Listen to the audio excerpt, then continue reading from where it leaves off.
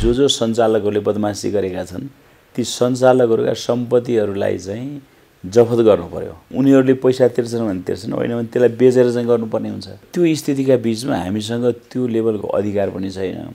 फेरि हाम्रो त क्षेत्राधिकार पनि होइन।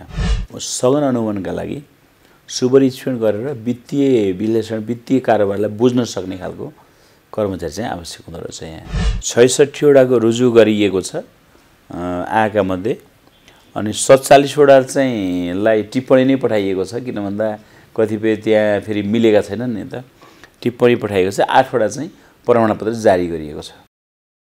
राष्ट्रिय सहकारी नियमन प्राधिकरण चाहिँ स्थापनाको उद्देश्य नै नियमन र सुपरिवेक्षण गर्ने उद्देश्यले स्थापना भयो। नियमन र सुपरिवेक्षण गर्ने उद्देश्यले हुन त नियमनकारी निकायहरू पहिला पनि नभएका होइनन्। अब विभिन्न सबै जहाँ दर्ता हुन्थ्यो त्यो नै नियमनकारी निकाय हो, राष्ट्र ब्याङ्क पनि थियो। तर छुट्टै नियमनकारी निकाय आवश्यकता भएर चाहिँ यो स्थापना भइसकेपछि यो एउटा नयाँ जन्म भएको संस्था स्वाभाविक रूपमा जन्मिसकेपछि त्यसको लागि चाहिने विधिहरू पोलिसीहरू निर्माण गर्ने र चाहिँ अब सहकारीहरूका लागि जुन चाहिँ जारी गर्नुपर्ने निर्देशन मापदण्डहरू जारी गर्ने।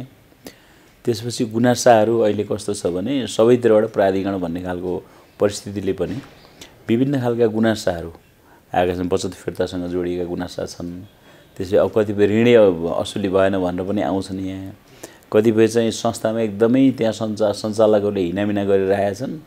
अब यो संस्थाको हिनामिनाको बारेमा गएर हेरिदिन पर्यो भनेर आउँछन्। संस्था चलिरहेको कोही बन्द छ संस्था, कहाँ गए ती मान्छे फरार छन् भनेर यस्ता यावत खालका गुनासाहरू यहाँ आइरहेका छन्। त्यसैले अब गुनासो व्यवस्थापन गर्ने काम अब कतिपय चाहिँ सहकारीहरू समस्याग्रस्त सिफारिस गरिदिनु पर्यो भनेर चाहिँ पनि आएका छन्। अब त्यो समस्याग्रस्त सिफारिस गर्नलाई नै आवश्यक प्रोसिडरहरू तयार गरेर गर्ने कुराहरू। अब फेरि सहकारीहरूलाई सघन अनुगमनको काम पनि गर्नुपर्ने छ, त्यतातर्फ पनि जाने कुरा। त्यस्तै गरी सम्पत्ति शुद्धिकरणको विषय पनि अब अहिले त्यतिकै पेचिलो छ।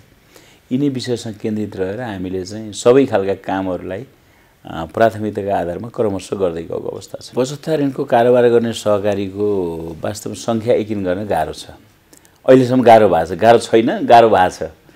अब हामीले गत आर्थिक वर्षको भनौँ न यो आर्थिक वर्षको प्रारम्भमा एउटा तथ्याङ्क चाहिँ सार्वजनिक भएको छ। 32,965 सहकारी संस्थाहरू नेपालमा छन् भनेर। 32,965 मध्ये विभिन्न आधारहरूमा हेर्दा 70-75% बचत ऋणको कारोबार गर्छन् भन्ने चाहिँ अनुमानहरू छन्। सार्वजनिक भएका कतिपय डकुमेन्टहरूमा लेखिएका अनुमानहरू छन्। यसरी हेर्दाखेरि करिब 25-26 हजार सहकारी संस्थाहरू बचत ऋणको कारोबार गर्छन् भनेर अनुमान गर्न सकिन्छ।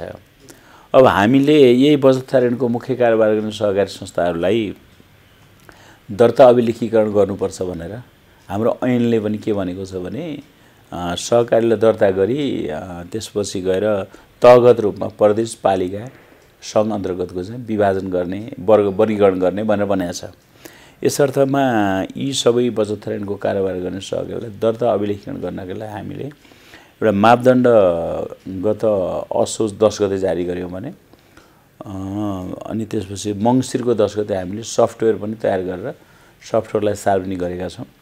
सफ्टवेयर अनुसार चाहिँ सबै सहकारी बचत ऋणको मुख्य कारोबार गर्ने सहकारीले डाटा प्रविष्ट गरेर यहाँ बुझाउनु पर्ने, पठाउनु पर्ने। पठाइसकेपछि उनीहरूले पठाएको डेटा चाहिँ ठिक छ भन्ने भयो भने त्यसबाट उनीहरूले आफैले हामीले यहाँ ओके गरेपछि भेरिफाई गरेर जारी गरेपछि प्रमाणपत्र आफै प्रिन्ट निकालेर उनीहरूले लिन सक्छन्। पुस 1 गतेसम्मको तथ्याङ्क हेर्दाखेरि चाहिँ 1594 प्रविष्टिको प्रारम्भ गरेका छन्। कतिपयले अलि अगाडि बढेका छन्।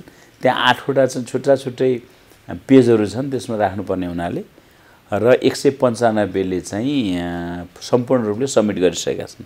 यसमध्ये हाम्रो साइडबाट आज पुस 1 गते 66 वटाको रुजु गरिएको छ आएका मध्ये, अनि 47 वटा चाहिँ लाई टिप्पणी नै पठाइएको छ। किन भन्दा कतिपय त्यहाँ फेरि मिलेका छैनन् नि त, टिप्पणी पठाइएको छ। 8 वटा चाहिँ प्रमाणपत्र जारी गरिएको छ आजको मितिसम्म। र यो सबै विभिन्न प्रदेशहरूबाट नै यसलाई हेर्दै गइएको छ अवस्था छ। विभिन्न प्रदेशबाट हेरिएको अवस्था छ।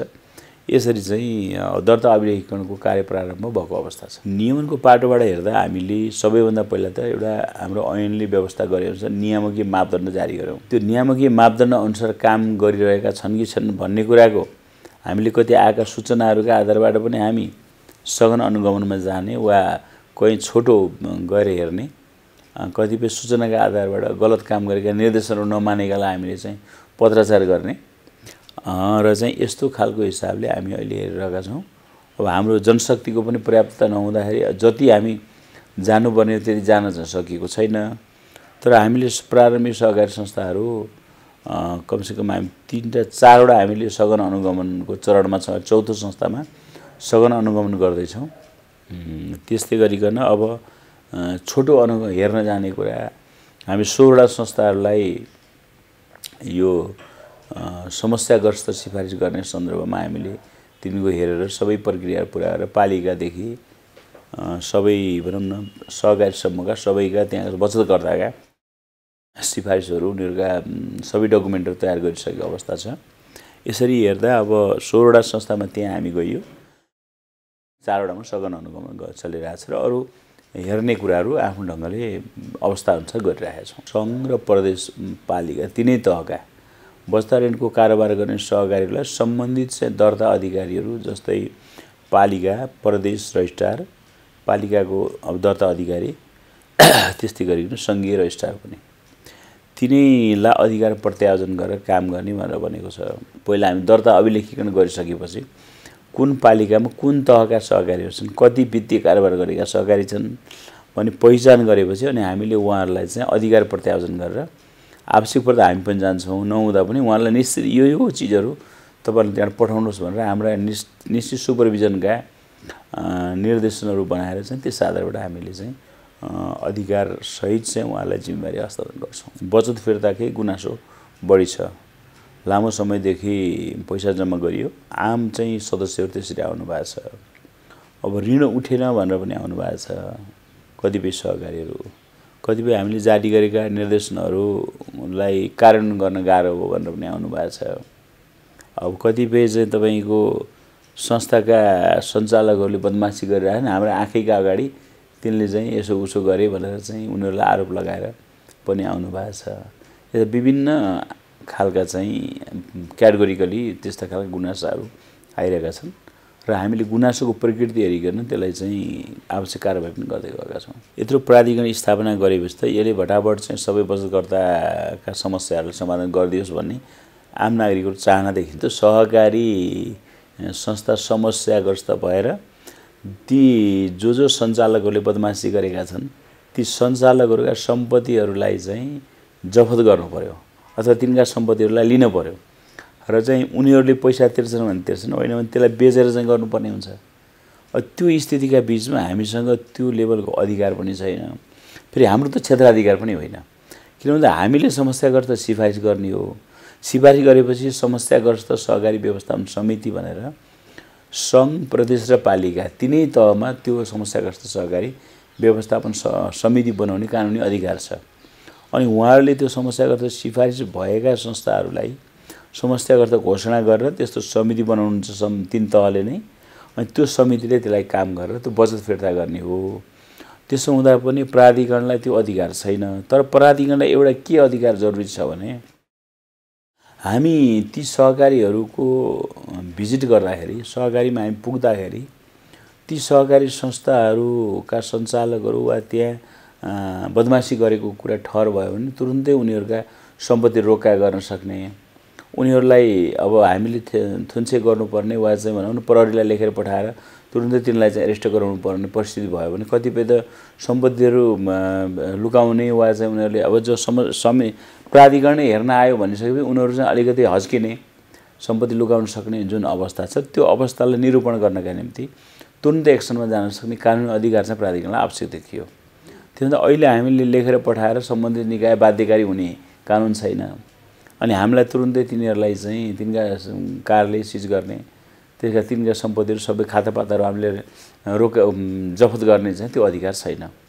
अब त्यस हिसाबले त्यो सबै समस्याग्रस्त सहकारी व्यवस्थापनलाई छ। अब यहाँनिर समस्याग्रस्त सिफारिस गर्दासम्मको जुन प्रोसिडर नै हाम्रो चाहिँ लामो हुने हुनाले 1-2 महिना जान्छ। त्यति बेला चाहिँ उनीहरूले धेरै सम्पत्तिहरू आफ्ना नगदहरूलाई चाहिँ उनीहरूले हिनामिना गर्छन् भन्ने चाहिँ अहिले आरोप छ।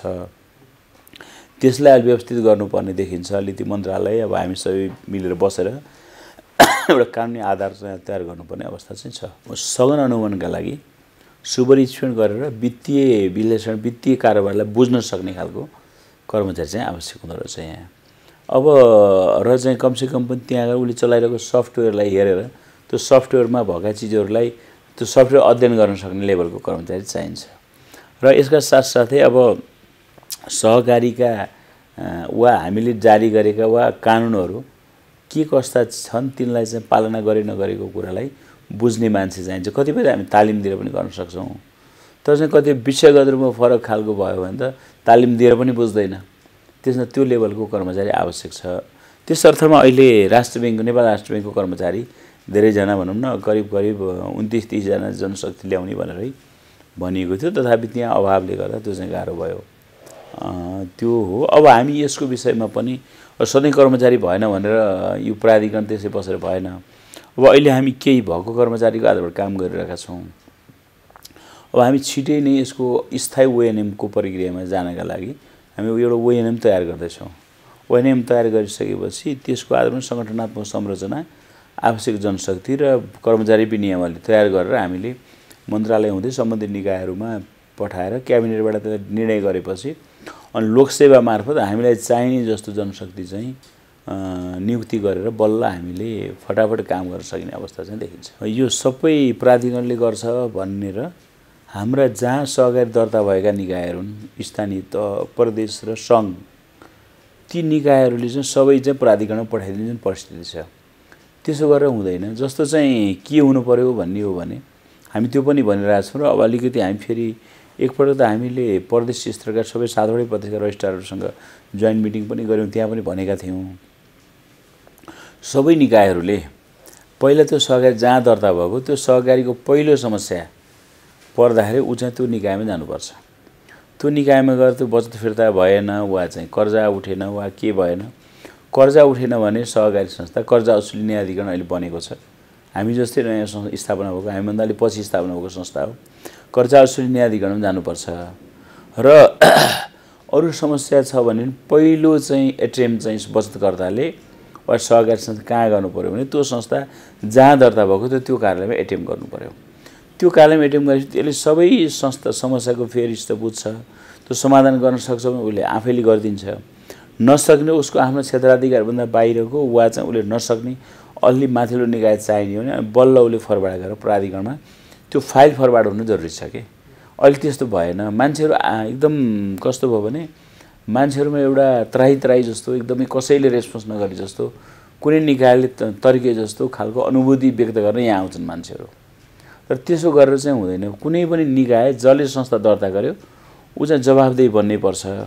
र हामी त वास्तवमा यो अहिले भन्दा हाम्रो क्षेत्राधिकार भनेको अब सहकारी संस्थालाई चुस्त दुस्त र गुणस्तरयुक्त बनाउनका लागि काम गर्ने हो कि। विगतमा बचत भएन, डुब्यो, समस्या पर्यो, त्यो चिजको टिओआर खासमा चाहिँ प्राधिकरणको होइन। तर के हो भने समस्या आएका छन्। अब बचतकर्ताको हित गर्नु भन्ने त हामीलाई पनि छ। अब बचतकर्ता हित गर्दाखेरि बिग्रेका पनि हित त गर्नु पर्यो भन्ने आधारमा हामी ती सबै रेस्पोन्स गरेका छौँ। हाम्रो जनशक्तिले हाम्रो साधन स्रोतले भ्याएसम्म हामी त्यसलाई फर्स्टको प्रक्रियामा पनि लगेका छौँ होइन। तर खास गर्नुपर्ने चाहिँ के हो भने ती जुन निकायमा हो त्यो निकाय थ्रु फाइल आउनुपर्छ र त्यो कुरा हामी भनि पनि रहेका छौँ।